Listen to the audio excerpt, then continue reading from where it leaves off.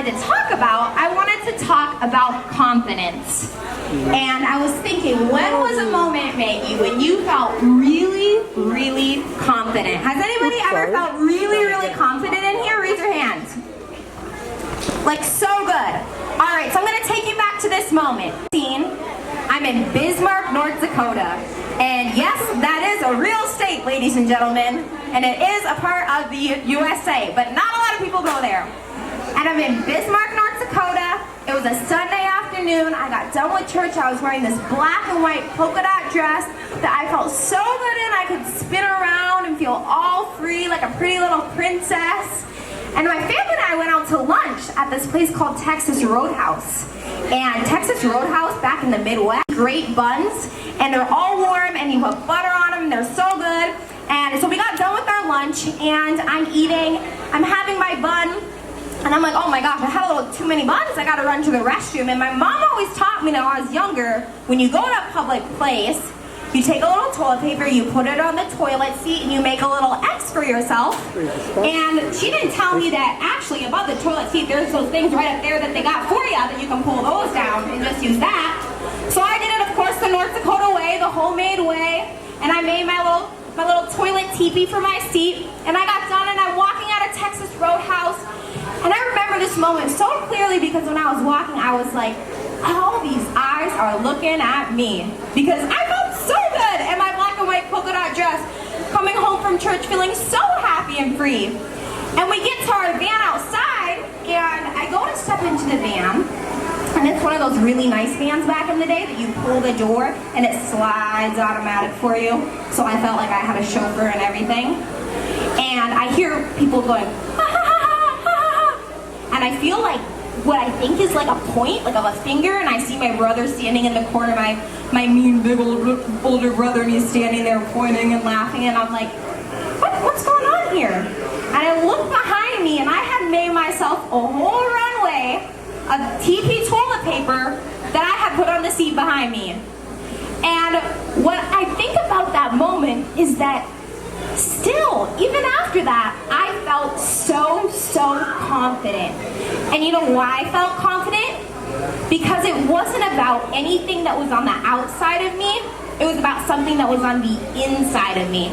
And so I'm going to tell you 3 points tonight that if you master these 3 points, you can be confident no matter where you are, no matter what.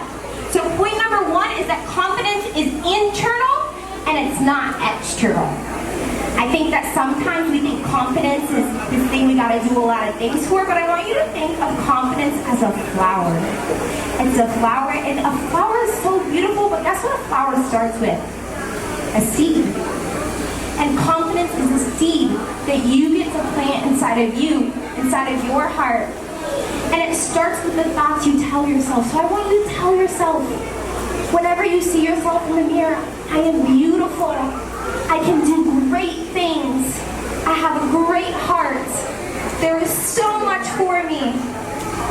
And then point number 2 is that confidence does not compare. And so I have these pictures up here, and this is actually me in middle school. And so I thought about something else that I want to tell you guys if I was younger me is not to take a tweezers and think that you got to go to war with your eyebrows, because those grow back pretty slow. So I did my due diligence in that. But this is me here in the middle. And point number 2 is confidence does not compare. And I'm going to tell you about this funny thing here that's an x-ray a little bit later, because this is a big part of the confidence piece and a big part of my story that I want to share with you guys. But part number 2 is that confidence doesn't compare. And for this, I need a volunteer. One volunteer, raise your hand. Okay, Lucy, come on up here, girl. Okay, Miss Lucy, thank you for coming today. And I want you to think about one dinner that your mom makes that you just love. It's just your favorite dinner that your mom makes. My mom doesn't really bake or anything, but if I had to choose something, probably like microwave or something, it'd be corn dogs? Some good corn dogs. All right, I love it. Tasty corn dogs. And Lucy, what's your all-time favorite food of all time? I like Doritos and pizza. That's your most favorite foods are burritos and pizza? Okay. Thank you so much, Lucy. You can step down there and then I'll come find you after. So I want you guys to think about your mom's favorite food that she made for dinner, and you're sitting at dinner and you're eating dinner, but then Lucy's eating her corn dog and suddenly I roll up to Lucy's family dinner. I just kind of invite myself in there. I pop a spot right on next to Lucy and I just start eating burritos, and it was burritos and pizza? Pizza, just in front of her. Oh, Lucy, look at, I got burritos and pizza. I'm like, don't you want to buy this, Lucy? Now look what I got, look what I got. And suddenly, Lucy's eating her corn dog, and she was really happy with her corn dog. She loves corn dogs. Her mom made her corn dog special. But then suddenly, she's looking at what I got for dinner, and she's like, well, now I'm not as happy with my corn dog. Now I want a burrito, and now I want pizza. And sometimes we do the same things to ourselves. Sometimes we look at what other people have and we say, well, I wish I would have had what they had. And it steals the joy and it steals the beauty in what you already have, because the beautiful thing is that there is something made specially and specifically for you. And you have that thing right now. There is nobody else on earth like you, and that is your superpower. And point number 3 about confidence is that confidence is contagious. It's contagious. It's the best kind of contagious. And so that brings me to this story of this spine right here. So I had to wear this hard shell, I called it my turtle shell, all throughout middle school and high school, because I found out I had something called scoliosis, which made my shoulders go like this, and it made me have a lot of pain every day.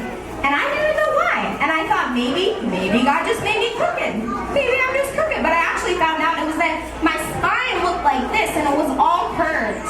And so my parents spent all their money to get me this hard turtle shell so that it could push my spine together, and it didn't work.